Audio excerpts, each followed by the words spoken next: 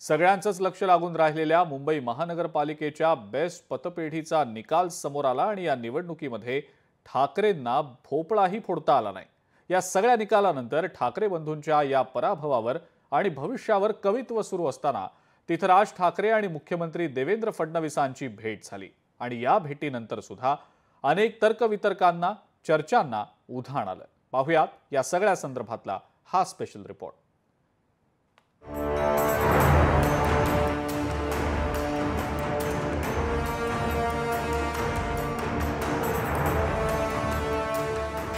राज ठाकरे फडणवीसांच्या भेटीला बेस्ट निवडणुकीनंतर दोघांमध्ये चर्चा। भेटीनं राजकीय वर्तुळात खळबळ। भेटीत नेमकं घडलं काय? वेळ सकाळी 9:15 वाजता। मीडियाला कोणतीही कुणकुण न लागता राज ठाकरे थेट वर्षावर पोहोचले। हो, वर्षा, मुख्यमंत्र्यांचं शासकीय निवासस्थान वर्षा। दोन ठाकरे बंधू आगामी महापालिका निवडणुकीत एकत्रित येणार अशी चर्चा एकीकडे होत असताना तिथं बेस्ट पतपेढीच्या निवडणुकीत ठाकरे बंधूंच्या पॅनलला दारुण पराभवाला सामोरं जावं लागलं। यानंतर महापालिका निवडणुकीत ठाकरे ब्रँड निष्प्रभ ठरणार अशा चर्चाही होऊ लागल्या। अशातच बेस्ट निवडणुकीच्या निकालानंतर राज ठाकरे थेट फडणवीसांच्या भेटीला गेल्यानं इथं राजकीय वर्तुळात तर्कवितर्क लावले जाऊ लागले। गणपतीचे दिवस आहे, घरोघर गणपती येत असतात, कदाचित ते गणपतीचं आमंत्रण द्यायला गेले असतील, राज्यासंदर्भातले काही प्रश्न असतील, राज्याच्या प्रश्नांवर त्यांची काही चर्चा सुरू असेल, त्याच्यामध्ये एवढं त्रास करून घ्यायची गरज नाही कोणाला। संजय राऊत म्हणतायत की राज ठाकरे गणेश उत्सवाचं निमंत्रण देण्यासाठी देवेंद्रजींना भेटले आहेत। खरं तर कालच उभाटा गटाचं अनंत चतुर्दशीच्या पूर्वी बेस्टच्या माध्यमातून विसर्जन करण्याचं काम केलं आहे।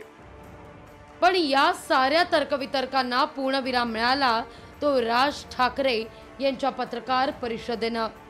मुख्यमंत्र्यांशी जवळपास अर्धा तास चर्चा झाल्यानंतर राज ठाकरे यांनी पत्रकार परिषद घेत भेटीवर खुलासा केलाय। सध्या शहर ही विस्तारत असली, माणसांचे लोंढे वाढत असले तरी या विकासाला कोणताही आकार नाही।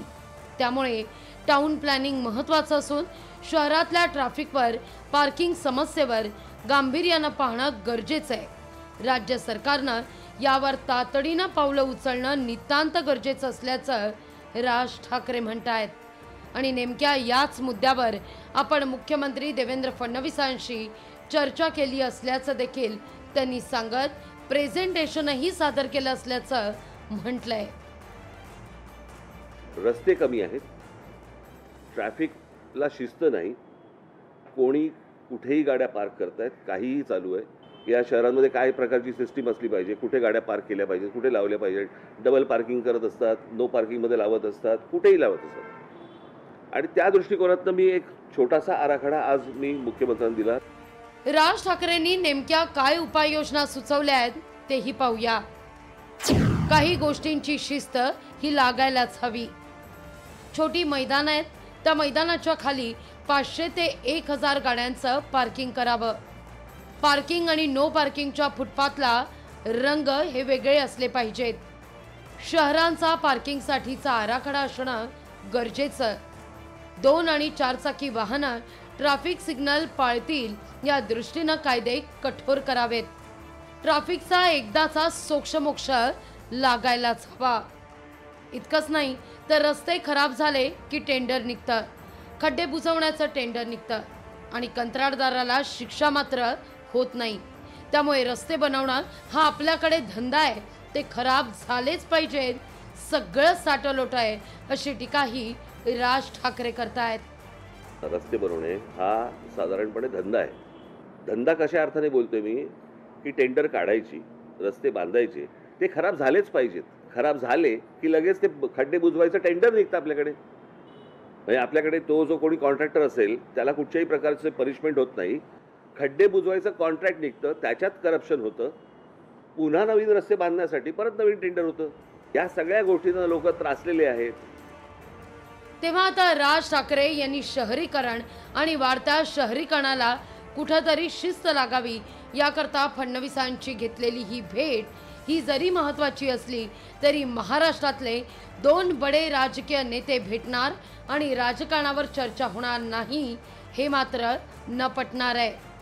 तेव्हा सध्या तरी युती संदर्भात काहीही बोलू नका असे निर्देश कार्यकर्त्यांना देणारे राज ठाकरे फडणवीसांना भेटल्यानं ही भेट म्हणजे नव्या राजकीय समीकरणाची नांदी तर नाही ना, अशी ही चर्चा या निमित्तानं जोर धरतीये. मीनाक्षी म्हात्रेसह ब्युरो रिपोर्ट, लोकशाही मराठी, मुंबई.